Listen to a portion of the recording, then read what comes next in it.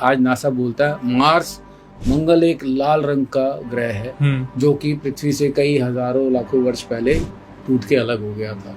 ठीक है, तो हमारे यहाँ पे मंत्र पहले ही बोला जाता है ब्रह्मा मुरारी त्रिपुरांतकारी भानु शशि भूमि सुतो बुधश्च गुरुश्च शुक्र शनि राहु केतु सर्वे ग्रह शांति ग्रह भवंतु। एक आए पुष्पक विमान, उसमें हम बैठे हैं, भगवान हमारे को लेके जाए। अरे तुम महान आत्मा हो। क्या महान आत्मा हो? आपको पता है गरुड़ पुराण को पढ़ने से दुनिया डरती क्यों है?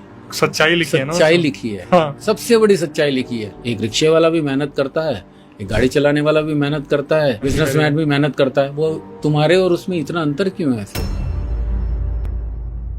जो जनता है जिस माया में बंधी हुई है, लड़ाई चोरी चकारी आपस में छीटा ये राग द्वेष ईर्ष्या, तो फिर एक बात बताइए, आप इनको क्या मैसेज देना चाहोगे कि ये बोलते हैं आना अकेला है जाना अकेला है, कर्मों का फल यहीं मिलना है, इसको आप किस तरीके से एक्सप्लेन करोगे? जैसे आप हो, आपकी भी एक जिंदगी है, आपका भी एक परिवार है, फिर भी आप बोल रहे हो कि यार बस आखिरी तो आपको पता है क्या ही है कि हमें एक दिन परमात्मा में लीन हो जाना है। तो क्या मैसेज आप देना चाहोगे कि यार इस चीज को समझो, ये लड़ाइयों में कुछ नहीं रखा हुआ, इन सब चीजों में माया में कुछ नहीं रखा हुआ। जनरेशन, आने वाली जनरेशन जो आज वीडियो देख रही है, उनको आप क्या एक मैसेज देना चाहोगे? देखो आजकल का जो माहौल है, आजकल का जो चल रहा है, ईर्ष्या द्वेष लालच लोभ, एक दूसरे का खाना, एक दूसरे की संपत्ति हड़प लेना, एक दूसरे को मार देना।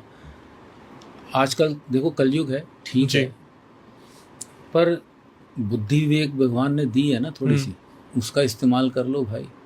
आपने जैसे कहा, जैसे अभी मैंने कहा कि भाई आखिरी तो वही है जी, लेकिन इतनी समझ तो दी है कि आप किसी से ईर्ष्या मत कीजिए, किसी के बारे में गलत मत करिए। आखिरी हमारी मंजिल वही है, यही सब छोड़ के चले जाना है। क्यों किसी के लिए कर रहे हो? अपने लिए कांटे क्यों बो रहे हो? आप उस माया में बार बार लिप्त हुए जा रहे हो। अपनी ड्यूटीज़ को समझो। देखो मैंने ये कहा है, अगर मुझे लीन होना है ठीक है, परमात्मा मुझे भी चाहिए कि मुझे परमात्मा के दर्शन करने हैं, उससे एकाकार करना है मुझे, पर क्या मैं अपनी ड्यूटीज छोड़ देता हूँ? नहीं ना, नहीं। ये सबसे बड़ा फर्क है। मुझे अपनी ड्यूटीज पता है, मुझे अपना धर्म पता है। धर्म मतलब रिलीजन नहीं, रिलीजन तो वो अलग चीज है। लोग धर्म को ना और ड्यूटीज को कंबाइन कर देते हैं, वो होता नहीं। धर्म अलग चीज।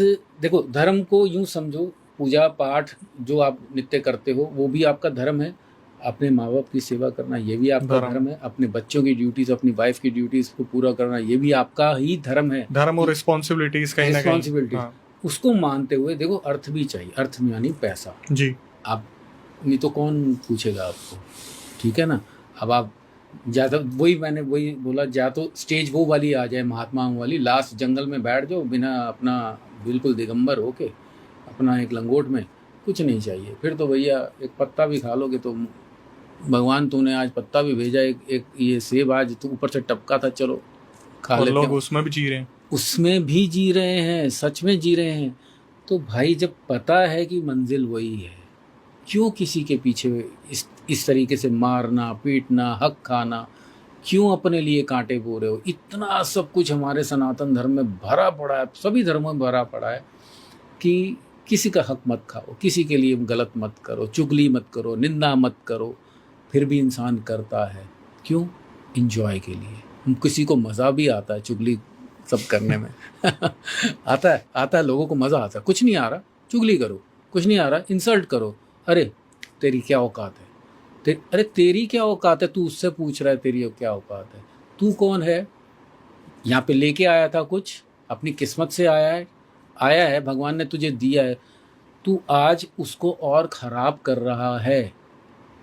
जितना तेरे को क्या पता तू राजा बनता, आज तू उसको सोच रहा है। अरे इस लेवल पे मान लो आप इस अमीरी के इस लेवल पे हो, अभी सिर्फ मेटेरियलिस्टिक बात करते हैं। मान लो आजकल संसार मानता है पैसा मेरे पास इतना है, 100 करोड़ 500 करोड़ 1000 करोड़ 2000 करोड़ कुछ भी बोलते हैं लोग, ठीक है।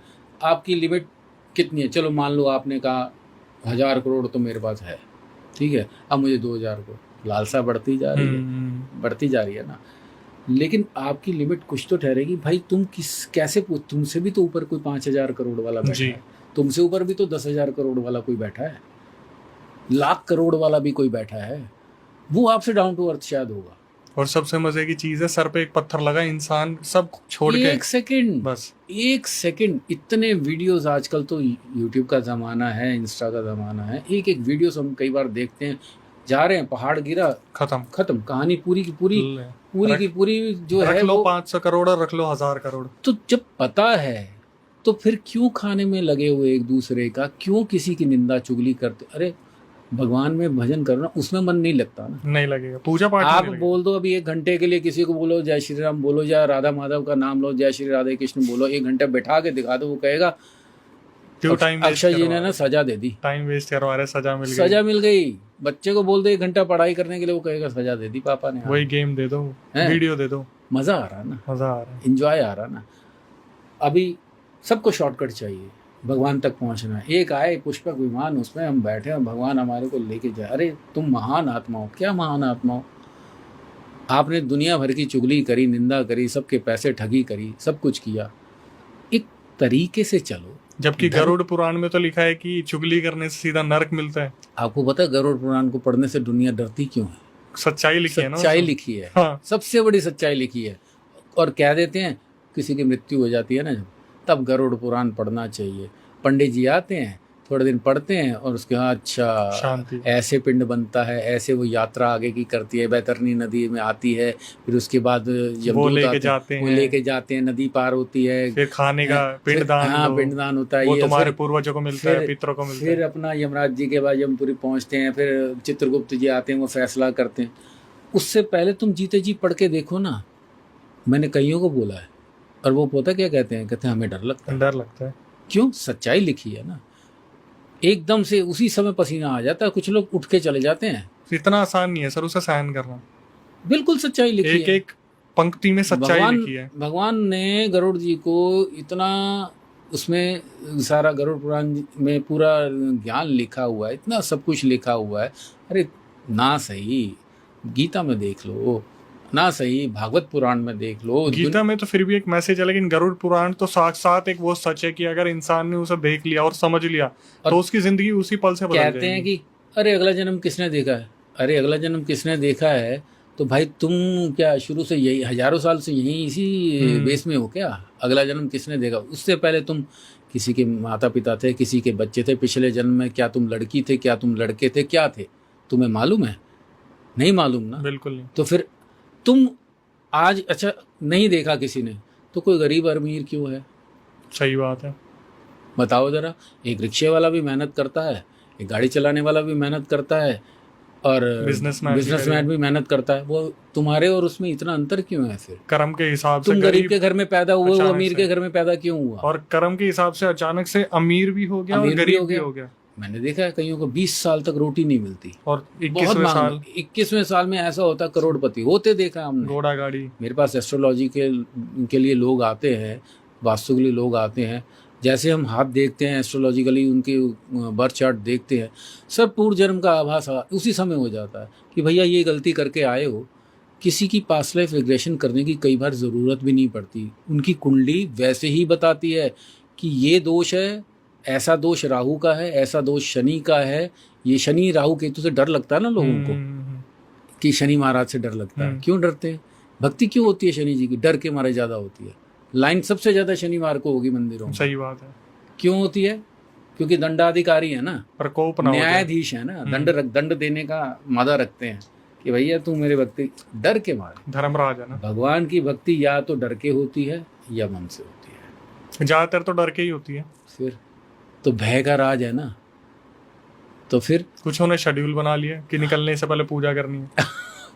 चलो, हर एक कोई अपने व्यापार को चलाने के लिए, काम धंधे को चलाने के लिए, कहा ना, एक रेडी वाला भी सब्जी बेचने निकलता तो भगवान का नाम लेके निकलता है कि भगवान आज सारी सब्जी बिक जाए, आज सारे फ्रूट बिक जाए, ठीक है ना। तो ऐसा क्या है वो बेचारा धूप में ऐसा कर रहा है, तो क्यों नहीं अमीर हो गया वो? इसका मतलब भाग्य कुछ है ना, इसका मतलब पूर्व जन्म है ना, कुछ आपने कुछ ऐसे कृत्य किए हैं ना, प्रारब्ध में आपको उसके हिसाब से कुंडली बनती है ना जी। कुंडली बनती है तो शनि राहु केतु बृहस्पति ये सब आपको फल देते हैं। एक भी ग्रह ऐसा नहीं है जो धन नहीं देता हो। आपको पता है चंद्रमा को लिक्विडिटी बोलते हैं, ठीक है।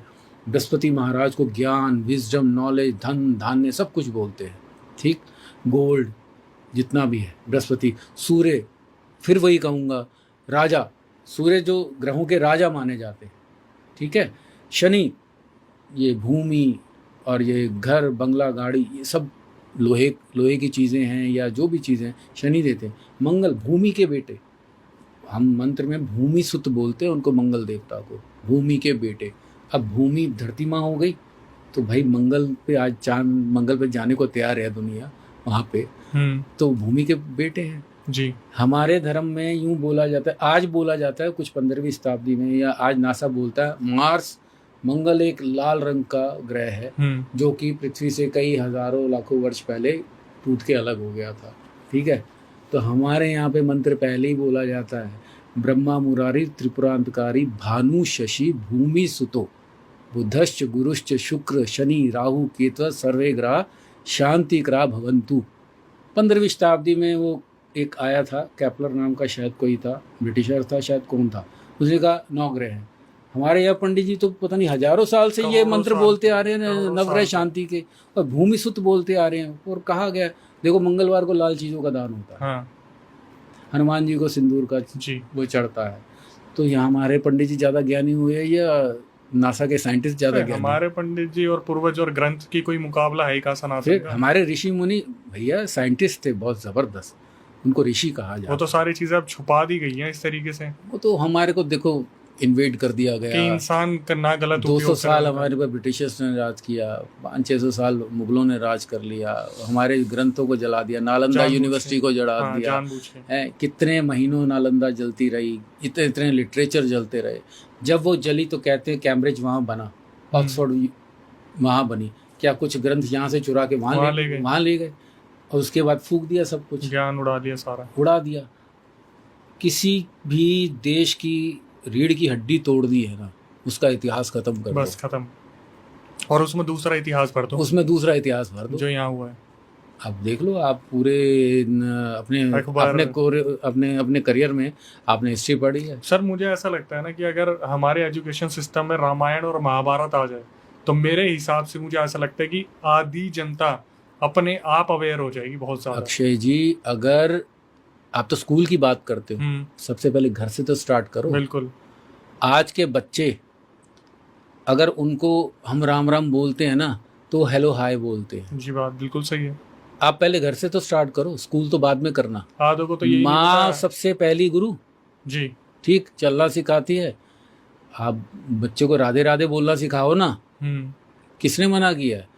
आउट ऑफ फैशन लगता है। Good morning, good evening, good evening, good morning, hi. Hi क्या होता है? हाय तो मतलब ये होता है hi hi hi, what is this hi.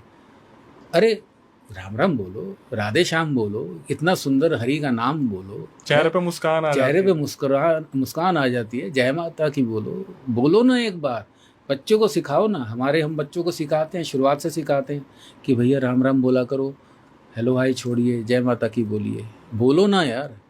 Out of fashion.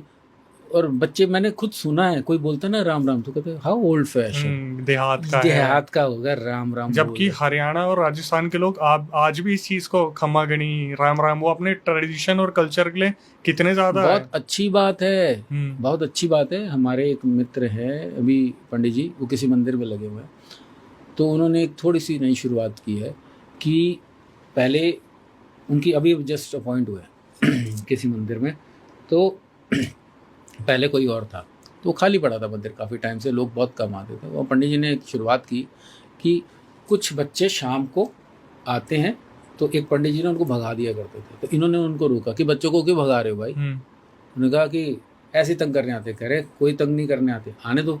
बच्चों की लाइन आती है, 15-20 बच्चों की लाइन आती है, और पंडित जी बोलते चलो तुम्हारे को एक टास्क दिया। कह रहे क्या? कह रहे अब जब तक मैं रोकूंगा नहीं तब तक आप प्रदक्षिणा करोगे ठाकुर जी की, हैं जो परिक्रमा करोगे, राधे राधे बोलो, राम राम बोलते जाना, राधे श्याम सीताराम राधे श्याम। अब वो तालियां मारते रहते बच्चे, राम राम राम सीताराम राधे श्याम। ये कुछ दिनों से उन्होंने नियम बनाया, उन्होंने मेरे को वीडियो भेजा, मेरे को बहुत अच्छा लगा। बहुत अच्छा।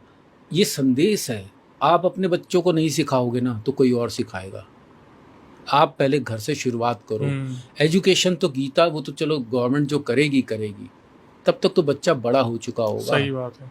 ठीक है, तब तक बच्चा 6 साल का, 7 साल का, 8 साल का हो गया होगा, जब तक उसमें समझ आनी शुरू होगी। राम राम तो पैदा होते ही बोलो ना उसको, पैदा एक जब से उसको समझ आने लगती है 6-1 महीने से, जब से वो माँ का नाम पुकारता है, मम्मा बोलता है, मम्मी बोलता है, अम्मी बोलता है, अम्मा बोलता है, बोलो राम राम, बोलो सीताराम, बोलो राधे श्याम, सिखाओ ना, किसने मना किया है? जबकि यहीं से शुरुआत करो। मैं देखता हूँ कि ये सबसे ज़्यादा कल्चर हरियाणा, राजस्थान और मध्य प्रदेश में वो राधे राधे ज़रूर बुलवाते हैं। बिल्कुल बुलवाना चाहिए। यूपी में भी राधे कृष्ण, राधे राधे, जय श्री कृष्ण। हाँ। कितनी प्यारी चीजें हैं, लेकिन आम जिंदगी में लोग हमेशा गुड मॉर्निंग। अभी आपने एक इतनी अच्छी बात की कि ये नाम लेते ही खुशी आ जाती है, बिल्कुल, बहुत मुस्कान बहुत आ अच्छा जाती लगता है, है। पॉजिटिव लगता है, पॉजिटिविटी आती है। अरे किसी भी धर्म के हो आप, अपने धर्म को जानो, अपने धर्म मतलब ड्यूटीज को जानो, धर्म मतलब रिस्पॉन्सिबिलिटीज को जानो, कि हमें अपने बच्चों को आज से ही ये कहना शुरुआत करनी चाहिए। फ़ोन उठाते राम राम जी, राधे श्याम जी, बोलो ना, किसने मना किया है?